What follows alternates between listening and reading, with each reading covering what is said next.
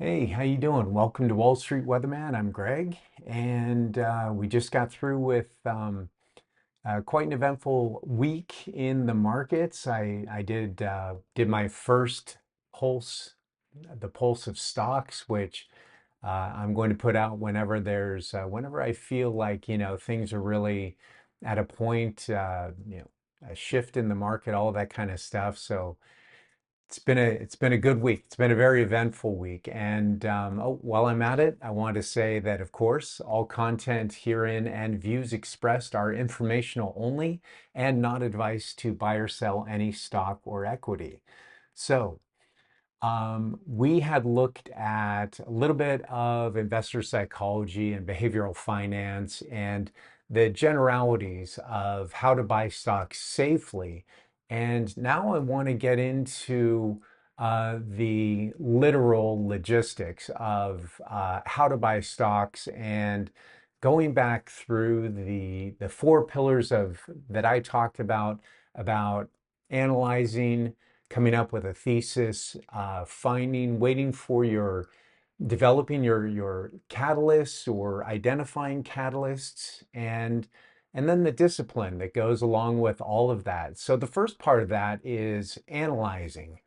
Um, when you know we all come up with ideas about stocks, differently, but uh, one of the great money managers, Peter Lynch, with Fidelity Investments, who ran the Magellan Fund, uh, he used to talk about how he would come up with the idea for a stock. He would just something that he was interested in, whether it was a product that he personally used or just walking around in life. He got ideas, but then how to take those ideas and analyze those and see if they're worthy of your hard-earned money and putting that to work as an investment. So, on that note, Peter Lynch also said that most people spend more time buying a refrigerator than researching a stock,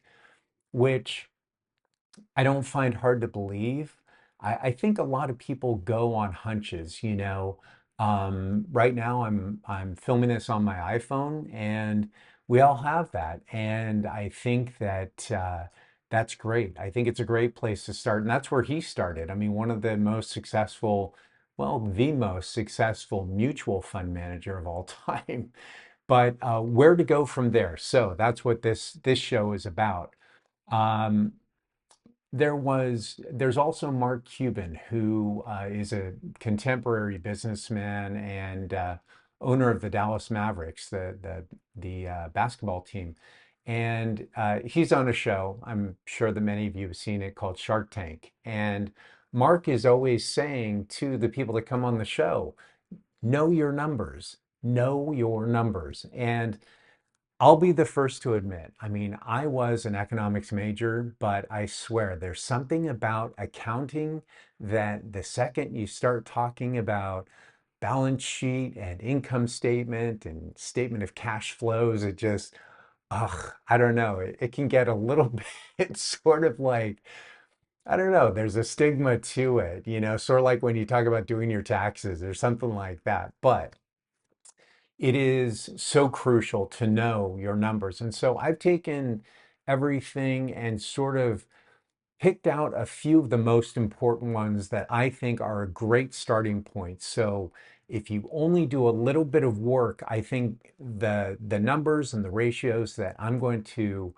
share with you um, are a wonderful starting point and will give you a good idea of the company's financial strength and also a way to compare between different companies. Whenever you have investment dollars to make, I shop around, find out, find those great companies that you're looking for. So, as a reminder, I use Yahoo Finance. That's a free app. I don't get paid by them, or so there's no endorsement or anything like that. But when I talk about, and you can get that on so many different platforms. But I'm going to refer to that app that I use, Yahoo Finance. But again, it's basic. You know, you look up a stock ticker like Apple, AAPL, and you pull it up and you'll see, you know, the performance graph, and you can, you know, look at the charting over, you know, a day or a week or a year or 5 years, and you can go into all the financials of it from there. But if you can't find that on yours, I suggest using Yahoo Finance. It's great. It's thorough. They put a lot of time and great data into that app. So just letting you know what I use. So again, you know, when we talk about the first part of the four pillars that we discussed in a previous video, let's talk about how to analyze a stock. You come up with you know, the idea. You look at your phone, you look around, everyone's on their phone, and you think, man, maybe Apple's a great investment. Where do you go from there? Okay, um, you pick up you know, I go to Yahoo Finance and jump into, pull up the stock ticker, and you can search by name as well, but you pull up AAPL and I dive into the numbers from there. So the first number that I want to talk about is the price to earnings ratio. So you'll hear it called the PE ratio, but as I said in a previous video, I'm really going to do my best to avoid acronyms. So the price to earnings ratio, so price divided by earnings, the price being the price of the stock. Now, on that note, the price can be whatever people are buying and selling, you know, at that current point in time. So the more popular stocks, you know, that's all decided by the market. So the price of a stock, which is if you multiply the price times all the shares that are outstanding, you come up with the full market capitalization of the stock, which is what the stock is worth. So that's not actually something that they make, you know, generate through their business. That's simply what people are willing to pay for the stock on any given day or point in time. So price divided by earnings. Um, when I talk about the price to earnings ratio, I'm going to talk about two different ones. There's the price to earnings ratio, which is, it shows the trailing 12 months, the trailing 1 year. Okay. So that's 4 quarters, 3 months in a quarter, and 4 quarters in a year. So the price to earnings ratio goes back 1 year. And then I'm going to talk about the forward price to earnings ratio, which is taking the price to earnings from this previous year and projecting the company projects how fast it's going to grow in the next year. Okay. Now, there's also something called the price to earnings to growth, or the PEG ratio, PEG. Uh, I don't like to use that ratio because mostly that goes out 5 years. Okay. A projection of 5 years of growth, which that's just too far for me. So I'd rather use the price to earnings for the last year and the forward price to earnings, which is the next year, and compare those two. So first of all, the PE ratio, the price to earnings ratio, is a great picture of the price of the stock and the earnings over the last year, but it's not a timing tool. I know a lot of people will use the price to earnings ratio and they'll look at it and say, oh, wow, you know, it's really got a P multiple of 15 right now, and it's really low and it's a great time to buy. Okay, I'm just going to put this simple part out there. Do not use it as a timing tool. Okay. If you think about it simply, it goes back a full year. That ratio and that, you know, number coming up until today, it's not, just don't use it as a timing tool. It's not, it's backward looking. And so that's advice one. You know, it's looking in the rearview mirror for a year. it's not great for a timing tool. As far as today, the PE ratio is low, and it's a great time to buy. So not great. But what it is good for is to compare competition. So um, let's say you're looking at a couple of different semiconductor chip companies. You can look at their PE ratio and compare those two. And one might have a ratio of 25 times earnings, a price to earnings ratio of 25 times earnings.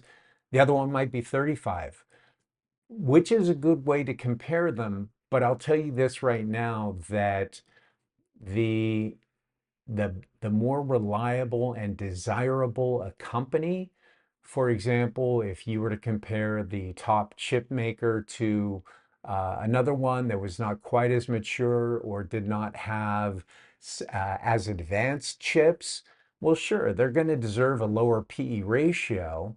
And there I go with the ratio talk, but price to earnings, PE, and because the more premium the company, the better the company, and frankly, the more desired the company is by investors, the higher the price they're willing to pay.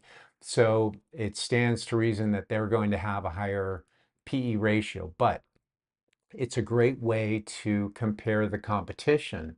So uh, also, the different sectors have different different levels of price to earnings ratios. So the higher growth of a company, the faster it grows, the higher it's going to have as far as the price to earnings ratio versus something that's a little more of not as, a slower grower, but maybe more steady eddy. So we were talking about semiconductors, which is a high growth business, and technology in general is a high growth business. Same with some, biotechnology or can be higher growth as well. Whereas something like banks, financial institutions, will have, as a norm, that sector will have a lower price to earnings ratio. Um, Generally speaking, semiconductors would be up and again up in that 35 range, so 35 times price to earnings. And then down at the lower range, banks would be something around maybe 12 or 13 times. And so compare within sectors, sector to sector, because each sector is different. And then you can compare, stocks within that sector. So that's something good to keep in mind as well. So I talked about um, the trailing price to earnings. Now, the forward price to earnings is great to me because I use the trailing. The trailing is, or the current price to earnings. The trailing price to earnings is great because it gives you the actual performance of the company. I compare it to the forward price to earnings because that's going to tell me what the company has forecast for the coming year in terms of its growth. And and so comparing those two numbers, if it's the current price to earnings is, let's say, 15, and then the forward price to earnings is something more like 12, then it tells me that they're expecting earnings to grow and have some more growth. And so, again, something like the banking sector is going to be more conservative because they're more about hitting the benchmarks and they don't grow as quickly. So you'll see their price to earnings or the current price to earnings as, let's say, 14, or yeah, let's say 14. And then the forward price to earnings might be 13.5. So really not a big difference because it's not a big, growth company, but you get the idea. The more the difference between the price to earnings and the forward price to earnings will give you an idea of the growth. And that number is going to come down because as the denominator of the price over earnings, as that earnings grows, the number is going to get smaller looking into the future. So they're projecting a larger denominator, larger earnings, which means the overall ratio will decrease when you do, divide it into price. It's going to decrease. So you'll see, 15 price to earnings, 13 forward price to earnings, and that's going to give you an indication of the growth that they expect.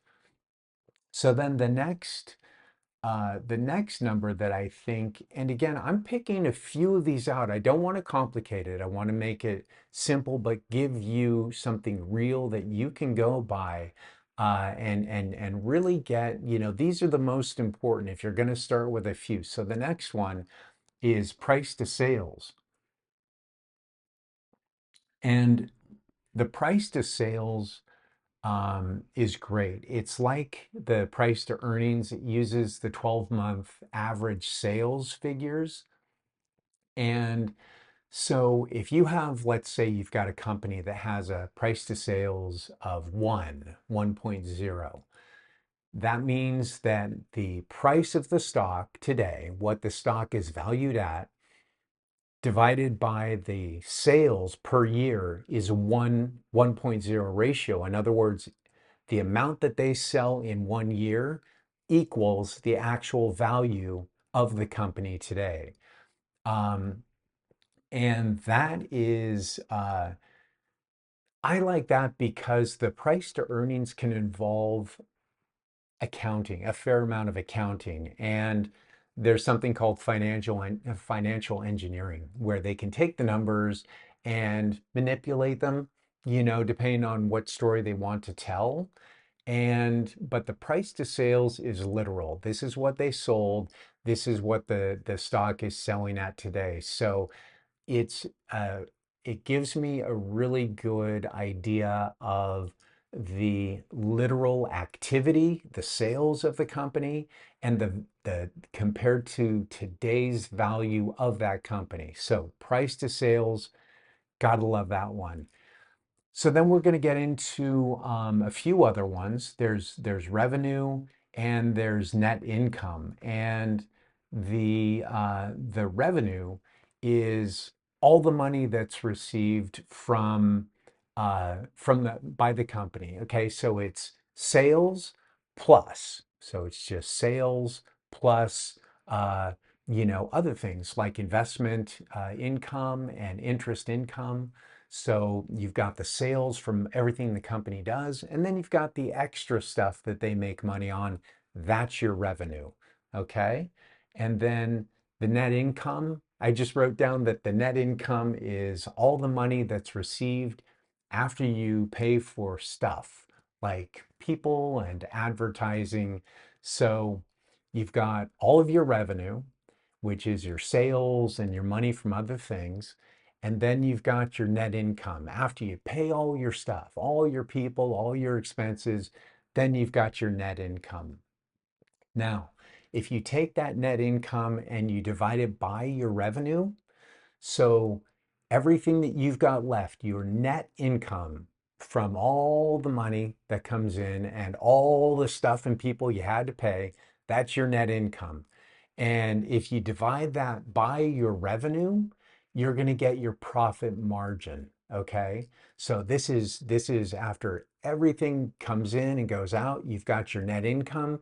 You divide that by your revenue. In other words, everything that you brought in, that's going to tell you the profit margin, or the percentage of how much you're really, taking in that net income based off of what you made, that revenue. So you might have a ratio of zero point 0.4, which is 40%. So that means you've got a profit margin of 40%. Um, that's another great way to compare the different companies within the same sector that compete with each other, is profit margin. And you'll see again, something like semiconductors can have a very high profit margin of 60%, 50, 60, 70%. And there are other businesses that have very low profit margins, like the warehouse business from Amazon has below 5% is their profit margin. So um, check them out and get comfortable with those. And I've got a few left, and then just a couple of more numbers and a couple of more basic things to think about when buying the stock. But I'm going to put that in the second video. So I'll see you in a second.